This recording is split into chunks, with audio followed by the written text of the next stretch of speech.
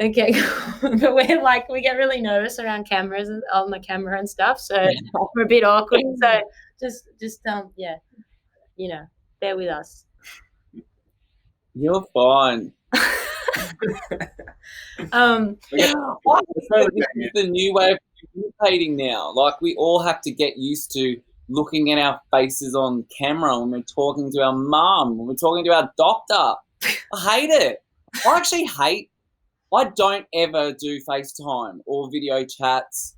I just would much rather sit next to someone next to me chatting. Yeah, it's so bizarre, isn't it? Looking to a screen. It's so bizarre. It's so bizarre. It's so bizarre. Yeah. So let's do a little intro. We've done a little bit of research this afternoon on you because we don't really watch TV, so we didn't really see any of the Big Brother stuff or any of it. Yeah. You know. So what did you find out? What were the headlines? Okay. Organisers orgies. So. No, I didn't see that exact one, but something else along those lines. So Timothy Dormer, what I found out about you was that in 2013 you won Big Brother Australia, and then you also were a wild card on Big Brother in Canada, which you didn't win. I did twice. Yeah, I can't believe I did that whole thing twice. Yeah, me either. But I'll probably do it again. But we also learned that you were probably one of the most, like you've gone down as one of the most, I don't know, skilled. I don't know what you would call, but you're like one of the top dogs in the Big Brother world because you were quite skillful and you were able to like get people to do your bidding without them knowing about it. That's what I heard. That's what I read. Is that true? It's a strange thing. Well, like, I mean, to have on your resume that you're good at that, is that a good thing? I don't know. Like, strategic, manipulative, magic. Like, I don't know what powers I used, but it worked. I don't think I was nasty. Like, I mean, if you watch the show, I don't know. It was a real life lesson, like of learning how to read people, I guess, and understand the bigger game of what reality TV was. I was just very good at doing that, and it all felt really natural to me. And yeah, I guess the big difference is in Australia, the public voted, so it was really just a popularity contest of who Australia thought was most entertaining. Okay. Whereas the Canadian version was way more strategic because the housemates voted. Mm-hmm. So that was basically like Survivor in a house. And I mean, if you were entertaining, you were a threat. So you I guess, had to be a bit more strategic with how you related to people.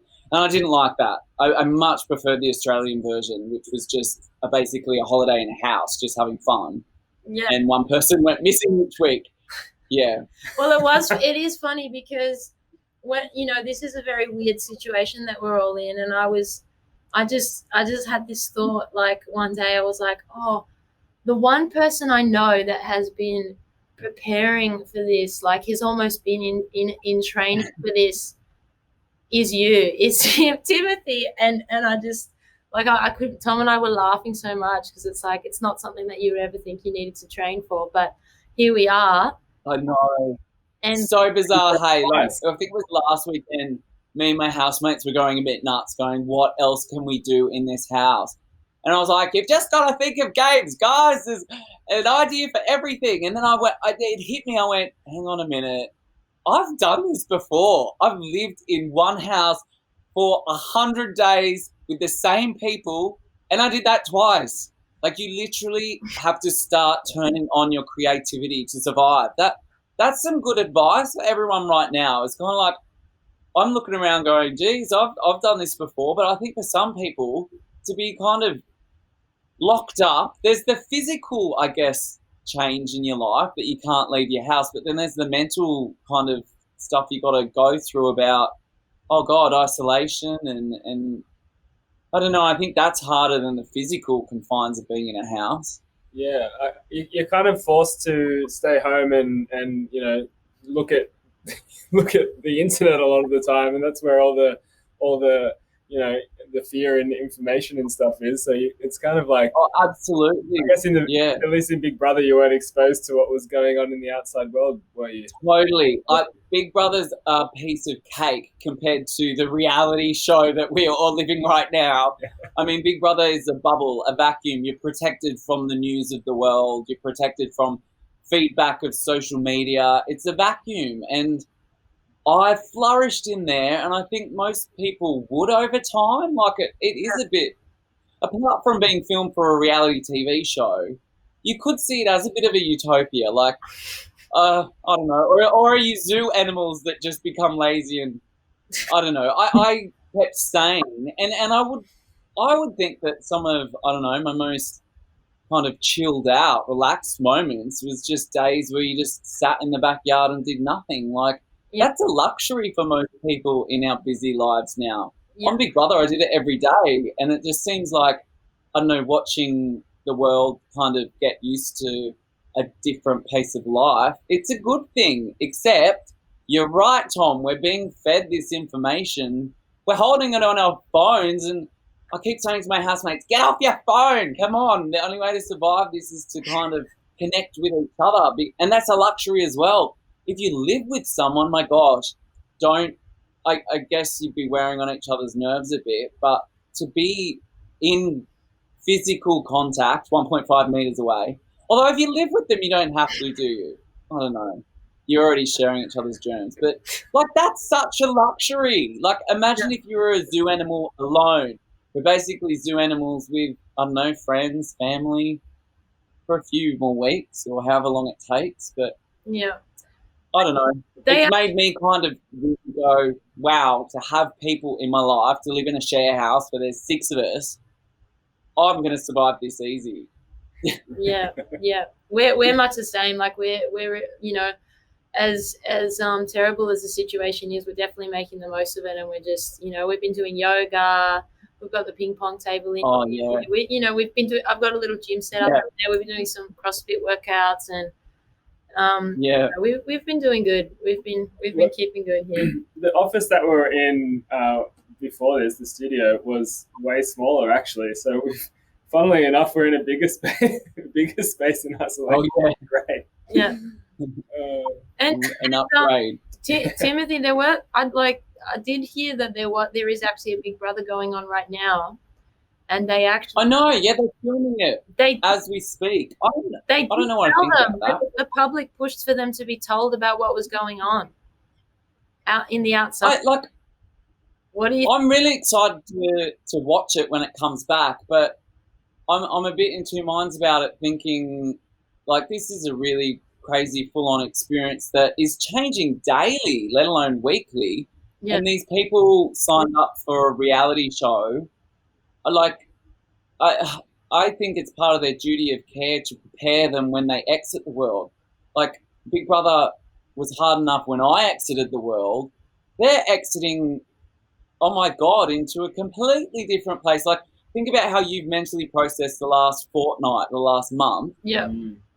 I mean, how are they going to be able to do that? They come out and potentially they've lost family members. I know there's contracts in place where they're kind of kept in the loop with really important things like that, but I don't know. I don't think it's time for TV entertainment right now. But then again, there's a whole bunch of people in Australia who are going to be going through what they're doing, watching people living in a house, interacting with each other. Maybe it is perfect timing for Big Brother to come back. It'll make a great promo. Yeah. Yeah, Big yeah. Brother. Nice. I don't know. Yeah. And what are some of the things that you guys have been doing over there to stay sane and keep entertained? You're right, like you guys, just activities. So, I don't know, we're trying to set up, we haven't done it yet, but like a bit of a whiteboard with on today, Andy's going to lead yoga at 9 a.m. in the backyard. Actually, I did lead a little guided meditation session yesterday at breakfast. 2 of the housemates came and sat down. So that was fun. I think we're just trying to sort of balance that, give each other space, and then come together and connect. Yeah. I think, like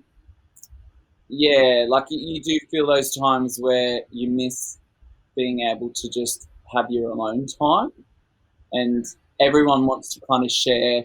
One of my housemates comes home from work and he'll just offload with all the conspiracy theories and new laws that have passed and all this stuff that I'm trying to shelter from. And I'm like, okay, enough. Like, I don't want to have that conversation. It just keeps going. So I guess you got to have boundaries. But I just think getting together and having a laugh, like, my gosh, every Friday night we've got a massive dress-ups closet. We just put on some music, get dressed up. And the other night, one of my housemates rigged up this giant sheet in the backyard and projected chat roulette onto it. Do you ever play chat roulette?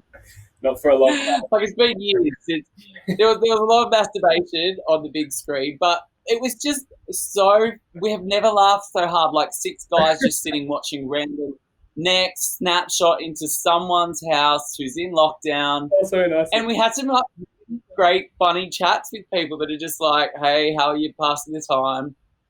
Yeah. I don't know, just it's literally like you're on forced holidays with your family, I guess. Well, or are they family? Imagine if you lived with someone you didn't know that well.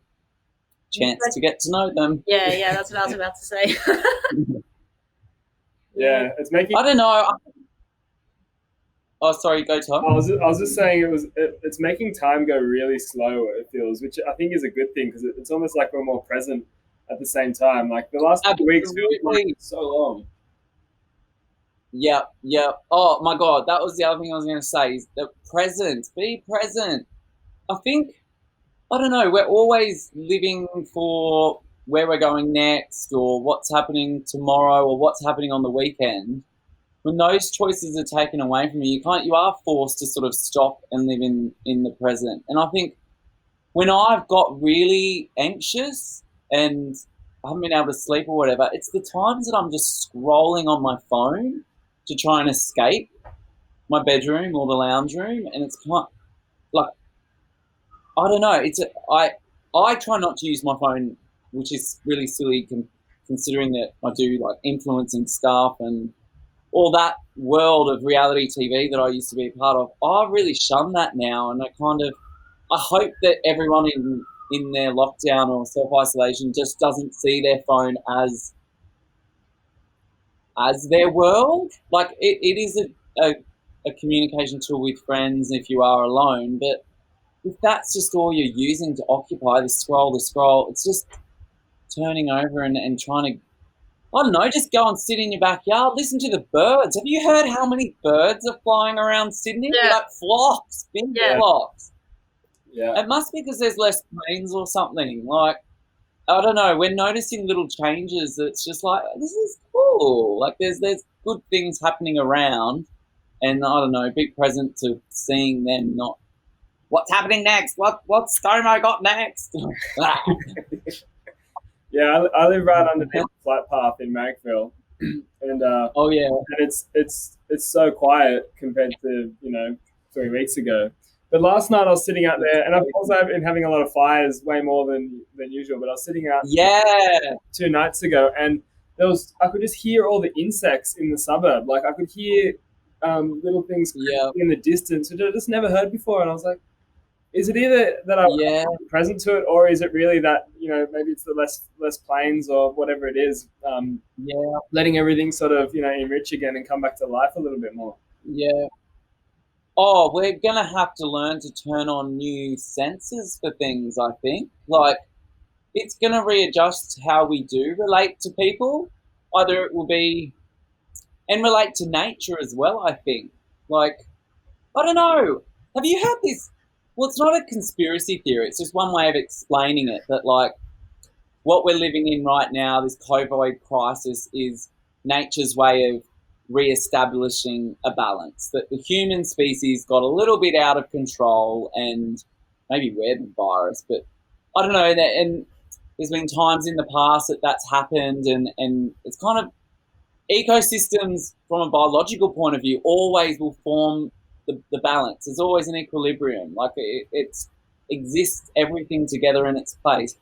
And I don't know what I think about that, about maybe this is a chance for humans to kind of realize our place in nature. How are people going to do that if we're just kind of locked indoors on our phones? And I don't know, is it a good thing that we kind of are using technology to connect with each other now, and we're being restricted to go out into nature? Like, you're not allowed on beaches anymore. That for mental health is kind of a necessity, to be outside. And I don't know, I just hope people are kind of, I don't know, thinking about things, and then when we start on the other side of this, getting back into a rhythm again, will the beat change? Like, will we have, I don't know, worked out how to listen to the birds and the crickets at night? Will we watch the sunsets, the most beautiful sunsets this last 2 weeks? I don't know. Is that just cause of correlation? Is it happening at the same time, or was it our fault? I don't know. I definitely see, things in much the same way. It's like I've just seen so much positive come out of this. Yeah, and it's like, I guess it's it's definitely very important to keep positive. And like within our house, like, if someone's dipping down, or like you're saying, going into the negative side of it, it's like, it's about bringing them back up and bringing them back into the light. Yeah, totally. And like whether it's getting together a play some music, or or just kind of keeping the good vibe. And I don't think things will ever be the same again. I think it's going to have a lot of positive impact on people. Yeah, it's I guess it's humbling in the way that you realize that all these things that you're so used to having at your fingertips, or you could do any moment, suddenly you can't do all these things, or you can't see these people, or talk to that person in person. Or financially, like we're all having to kind of think a little bit more responsibility about our finances, because we just don't know how it's going ahead. And I guess it's made me go, I couldn't live a lot cheaper, and maybe a little bit more resourceful as well with what you've got around the house. Like, stop thinking you can buy the next new thing. I don't know, that's where I've been the last few weeks, going, wow, my shopping bill can halve when I've got to kind of start getting a bit creative with what's at the back of the cupboard, the can of lentils that's been sitting there for 6 months. Yeah. How's that going in your house, the cooking situation? Are you guys sharing meals? You know what? Okay, yes, that's a good point, because we've kind of been doing 1 or 2 meals a week, where if people are kind of around at the same time and there's heaps, we say, hey, do we want to share? But it was only last night we thought, this is silly. Like, we're all cooking, all washing up, all trying to navigate a small kitchen.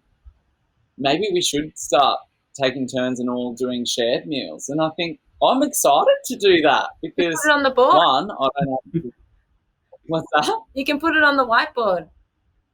Yeah, exactly. Who's cooking tonight and what's for dinner? I usually cook and my boyfriend washes up, so I'm be glad to share out some of the roles and taste some other cuisines. But you're right, like just sitting around, like sharing a meal together. I guess it's something that my family did growing up, and the TV was off. We were not allowed to eat while the TV was on, because it kind of, I think if you're watching something when you're eating, you're often mindlessly eating. And you're not even thinking about what you're eating. You're not enjoying the meal you've made. But if you're making it and sharing it with others, I don't know, there's a lot of love that goes into the meal. There's a lot of like conversation and connection that happens when you're eating it. Yeah, maybe there'll be a lot of more families and share houses that are going to start coming together and sharing resources. Like, it's a practical reason, but for our mental health, yeah, definitely. And what about did you guys do any shopping, like prep shopping? Oh, yeah. So I usually do a big shop every 2 weeks. And then when there was that was I think went out 2 weeks ago when there was all the talk of, oh, we're gonna be locked down this week, and so we went out and got like all these canned goods, lentils, coconut milk. We have a pretty solid veggie garden with salads, so we're covered with that. Meats. Do you know what? We had the conversation with meats is the most expensive part of our grocery bill, I reckon. And I said, all right, maybe we like it's going to be drastic, but like make it something special, and we'll do a Sunday roast. And then I was like, because through all this, I've been thinking, what would my grandmother have to say? Because like, she died like 5 years ago, but there's not many people alive that went through the Great Depression. And I kind of keep remembering to her stories, like she was born 1919, so she was kind of like child and teenager through the 30s. And like they didn't eat meat all the time just because it was an expensive resource, and Sunday roasts were a big thing. Yeah. Like in the 1930s in Australia. Like I think, I don't know, maybe we should eat a little bit lighter during the week or save our pennies if I don't know, you're in that situation. Yeah, I was talking to my grandma is 94, just on Monday. Oh wow, yeah. And she's like, oh, you know, I've similar to you, I guess. She's like, I've done this before, but it's a bit different.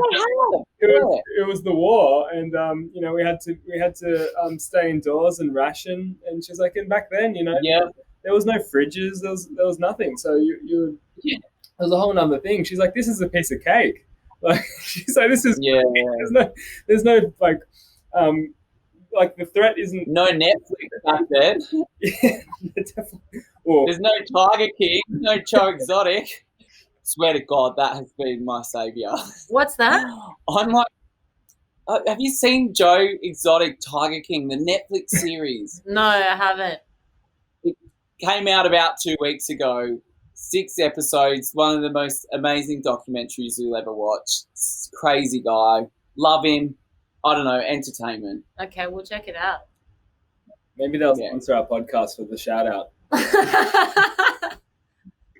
Yeah, actually, cut that out. No, and lots of people are watching it.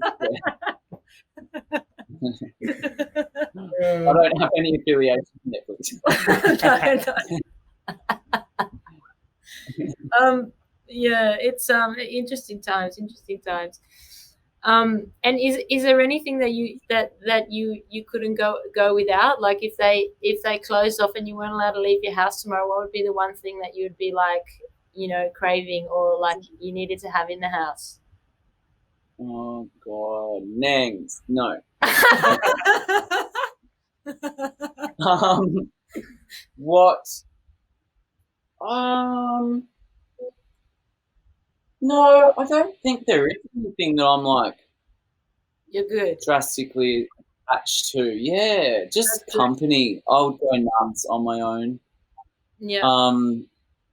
I don't know. I guess a lot of people are using the apps with like connecting with people on video chat, but I just can't do that. Like, I guess does it come naturally to you guys, like to chat to your folks on the camera? Or I guess it depends if you've done that or not. I mean, we've been doing a bit, like we've been doing these calls, like, you know, this is the most we've done of that. And, you know, we work in collaboration design, so, you know, we might get on the odd Zoom call with clients and stuff, but we're not really like video chat people. I guess a lot of people working from home, having to do that with their bosses and stuff. Hey, the Zoom chats. Yeah, you realize that you know it's not as good as meeting with somebody in person, but you can still it's better than nothing. That's for sure. You're right. Definitely. Yeah. And I haven't used any of those. I've seen like that house party app. I haven't given that a go yet, but I've seen some screenshots of some. Looks like some pretty good times being had out there, but once everyone's booking, you know, you can't beat that. We did broadcast a DJ set from here on live on Saturday. I saw that. Did you like? It is wicked how like a lot of artists, creatives are like putting out sort of entertainment just free from live over Yeah. whatever, Facebook and stuff. Yeah. We're gonna do another one this Saturday night, live from the Lobster Shack. It's I'll send wicked. Well, we'll probably be having our drag up in the garage party and a rendition of Cats the musical out on the sidewalk. So we'll put you guys on for a DJ set. Okay, chuck us on the projector. We'll I'll send you the link. We're worried we're gonna get a knock on the door from the cops because like there's 6 of us here and we had a backyard, like we have big like lights up and like it sounded like a party. We just all live here. Like if they come knocking, we'll just be like, all right, yep, no party here. It's just standard Friday night dinner for us. We're lucky. Yeah. We'll get on each other soon. It will turn into Big Brother and we'll have I nominate so and so to leave the house. And so what about that? Like, do you have any tips for navigating relationships with housemates while you're in these kind of in these lockdown conditions? That's a good question. I guess, like, how, when you relate to someone, it might be someone you know, family, or even a housemate, like, there's that level of personal space with them, and, like, do you want to go deeper? Do you want to get to know that person on a more raw and real way? I don't know. I struggle with that in life because I always want to get there really quickly, and I'll often like this is what I had the reputation for on Big Brother. Like if I see someone is wearing a mask, I'll get the stick and try and peel it off. And maybe I know, but only because I want to get to that place where we're both. You feel free to be able to chat. That there's no judgment from me. So be really real. I think in my life I've always struggled with not everyone's ready to go there really quickly, and they might be hiding things that are their vulnerabilities that they don't want to share with someone like me. That I don't know. Do you want to be as raw with the people in your life right now? Like when I chat to my mum and dad, do I want to tell them how scared I am, or just keep it all jokey and jovial and like play the games on FaceTime or whatever when I chat to them? I guess it's the same with anyone in our life right now. Like, how real do you want to get with them? We're all going through this. I mean, it's not maybe as horrific yet as wars, or I mean, we still don't know how bad this is going to get, but it could get really, really bad. And I think the only way that the human condition will survive this is to know that you're not alone and that there's other people who are just as scared, just as vulnerable. I don't know, my aim with my housemates is just to feel that connection and security because it's a safe space. We're both humans, we're of the same species, and we want to look out for each other. And if that kind of spreads beyond our house, to the neighborhood, to the country, to the world, like we're one species. We are a fucked species that probably did do this to ourselves. But if we can remember that we are all one, like we are all in this together, and drop the I'm okay smile if you're not okay, and reach out and drop the competitive kind of, it's like greed rears its ugly head where when you think resources are thin, you've got to protect it for yourself. We're all in this together. Like if we all survive this, hopefully we will, evolve into being a little bit more caring for each other. Yeah. I don't know what that talk was about.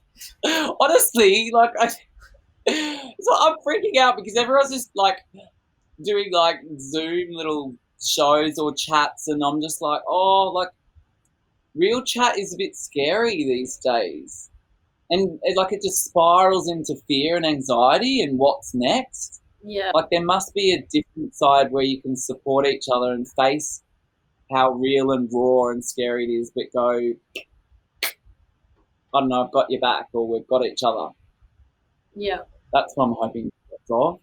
Yeah, Totally. I mean, that's definitely what we're trying to do in our home. Like, Yeah. keep everyone together. Like I said, just keep everyone positive and make the most of the time. Like, we've been given all this time to work on. I know, we're going to be back at work in like a year and we'll be like, oh my God, why didn't I do that? I had all that time. Yeah, it's very true. Yeah.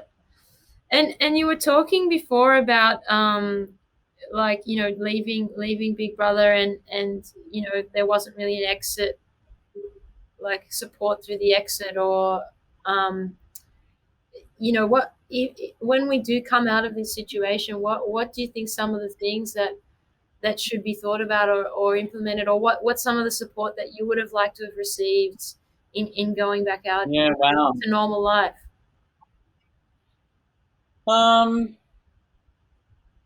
Look, I don't know if I've ever really readjusted when I came out of reality TV, but I guess it's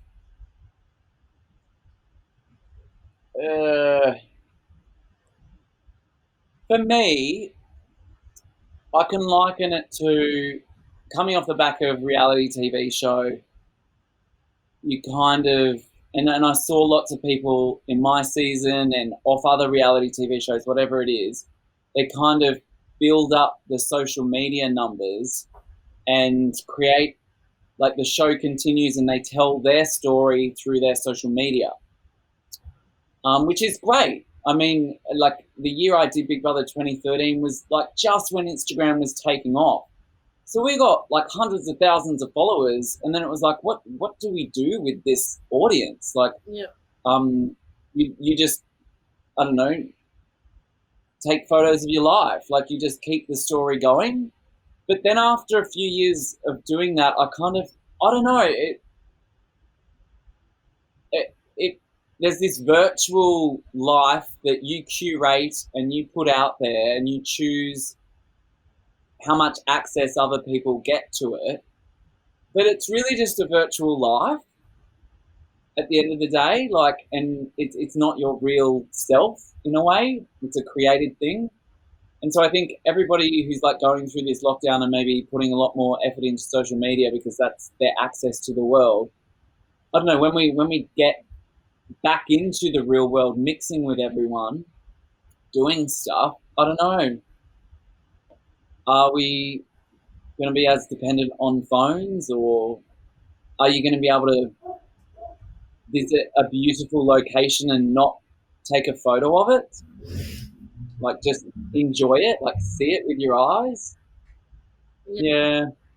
I don't know. For me, that was a weird readjustment for me, was that all of us, it wasn't really in the Big Brother house, but being starved of social media and technology to then get it again.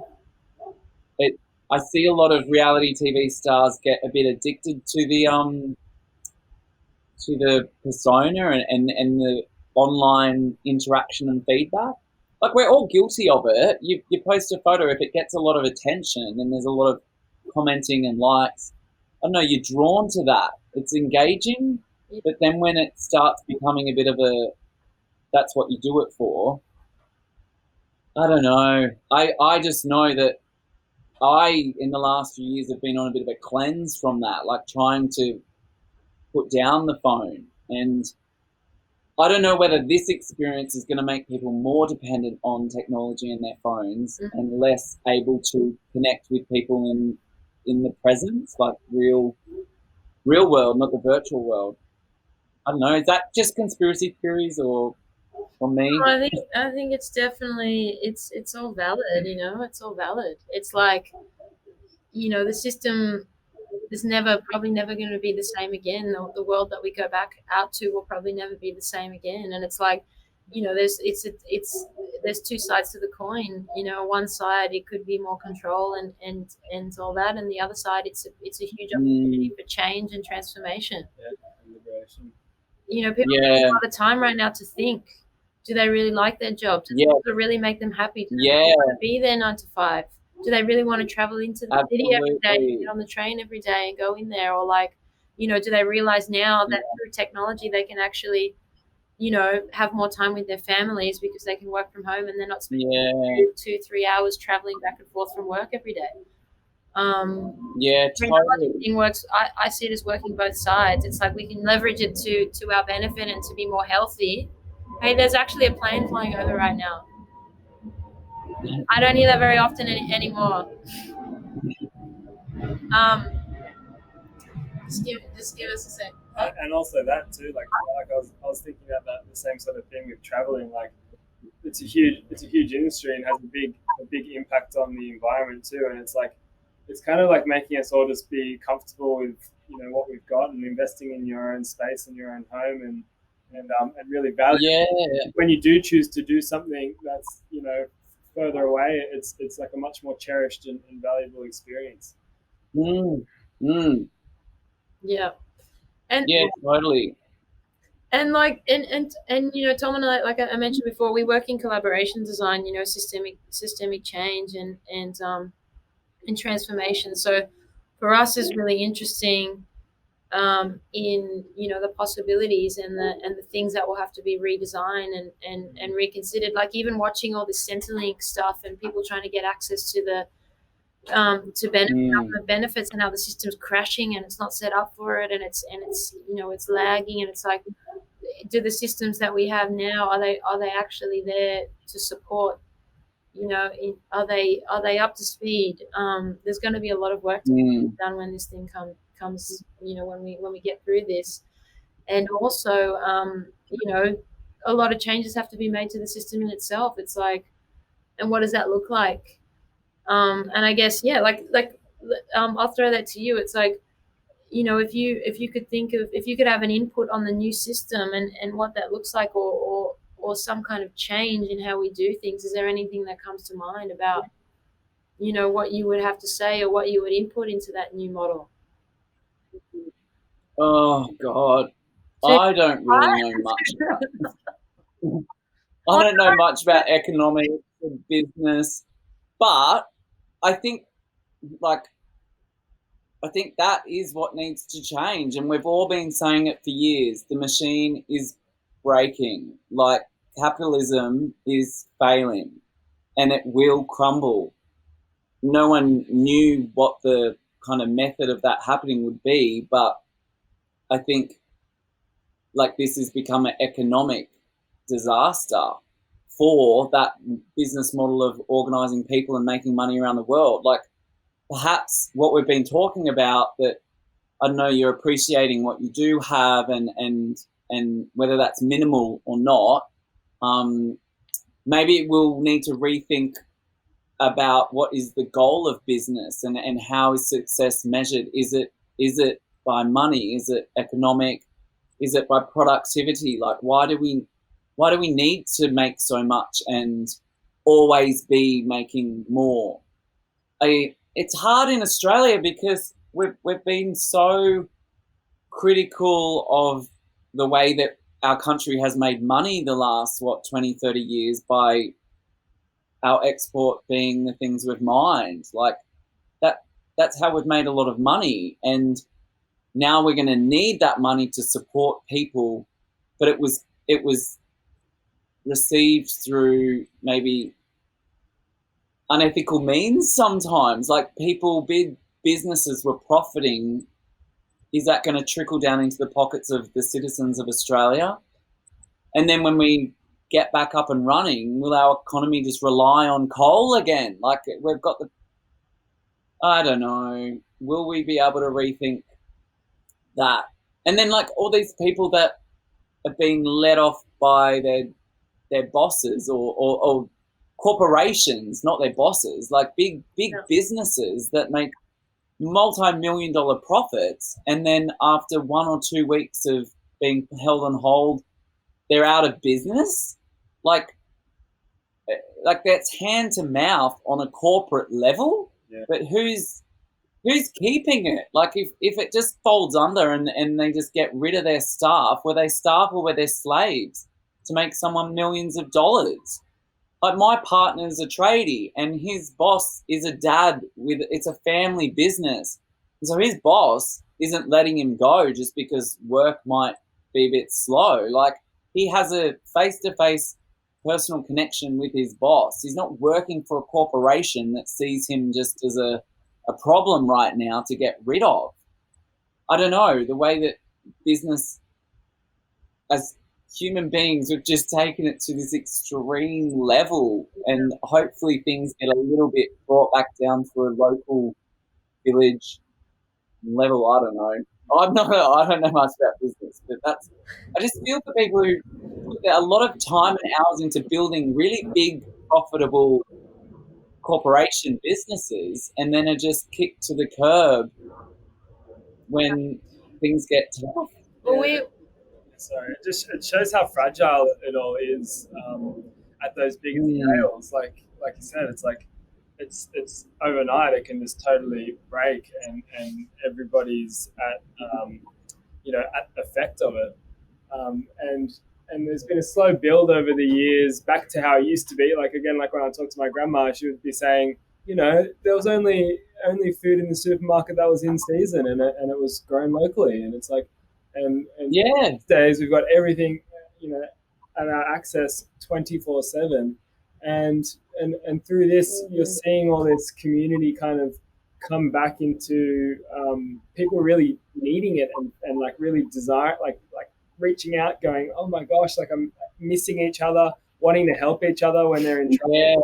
And that's human instinct. That's humanity. Humanity isn't profit and growth and all this. It's nurturing and friendship and love and connection and existing in harmony with nature and caring for the people, living in a community that cares for each other. So like sharing, not seeing resources as having to be paid for in money. Like I was thinking the other night, like, say we had heaps of hand sanitizer, but not much toilet paper. Surely someone out there's got heaps of toilet paper and not much hand sanitizer. Can we just do a swapsy between us rather than going to the shop and keep buying it? Like, I was pruning the back garden the other day and I had a giant amount of Vietnamese mint, and I was like, what do I bloody do with this? Should I bin it? I put it in a little basket on the front porch and just said, help yourself, Vietnamese mint. It was gone within an hour, like just neighbours walking past. And I was like, that's awesome. We all have excess of some things. We could just organise ourselves better where you don't have to buy it. You just have to swap it. Yeah. And that's efficient, that over as a whole, you use less. Like it's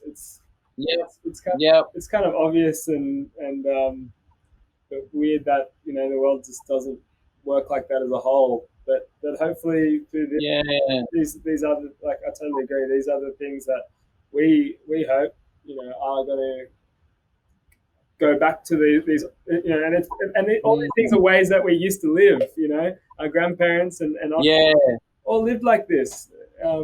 So totally. Just kind of having that perspective, like stepping back and having that perspective, and realizing that that's actually, it's a cool thing. Yeah, it's unlearning, isn't it? It's like we've been taught that this is the way to live, and this is what you need. Like these are the necessities, and the level has to be up here. But really, we're finding out, oh wow, like we can live simpler and cheaper lives and it still be just as rewarding. Yeah. Totally. Yeah.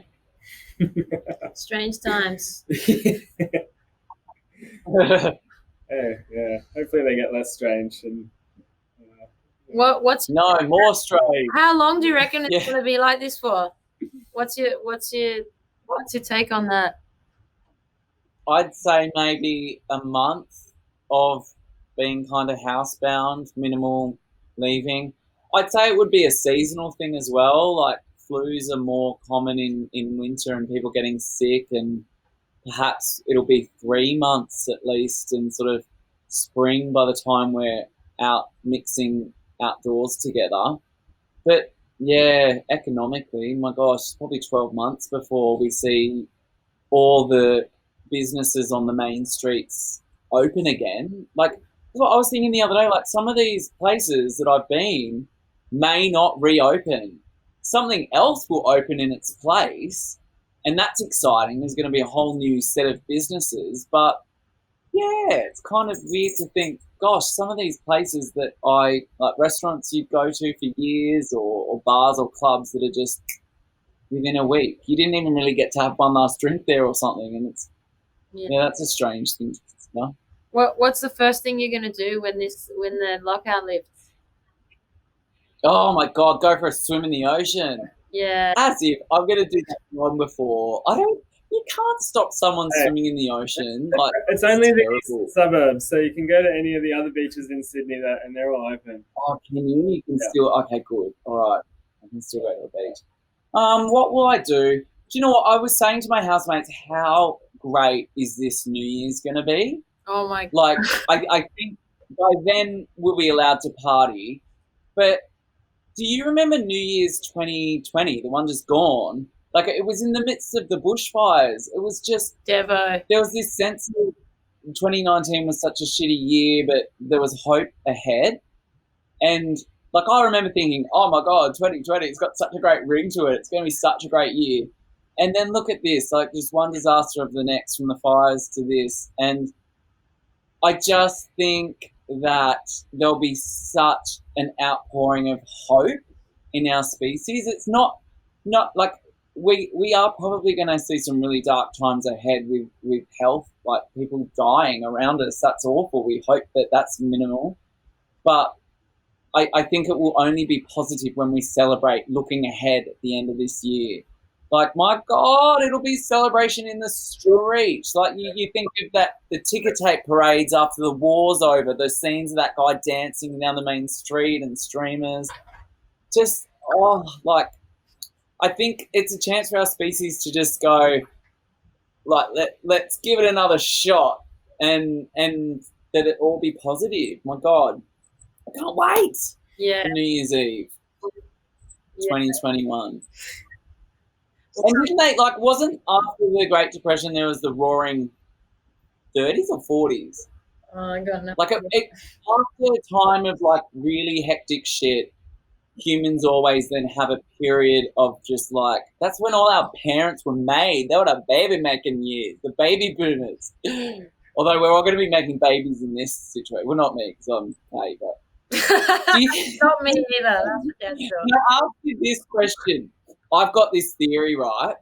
Because everyone's like, oh, sex is really good right now for your mental health. Do you know what's not so good for relationships right now? Being locked in a house together 24/7. And I have this theory that all the single people, their libidos are just right up through the roof because they can't go out and hook up. So they're all getting on video chats. But everyone who's in a relationship is just horniness lower than the ASX because you're always around each other, getting on each other's nerves. So I think it's being made in my house right now. Maybe that's for next year. Okay. New Year's, here we come. Yeah, we'll come party with you. Sounds good. Yeah. All right.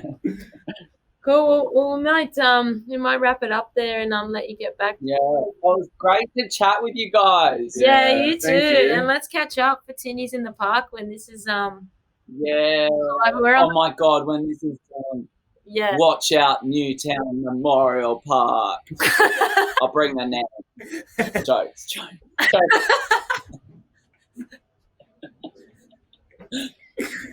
All right. Well, love you guys. Keep doing what you do.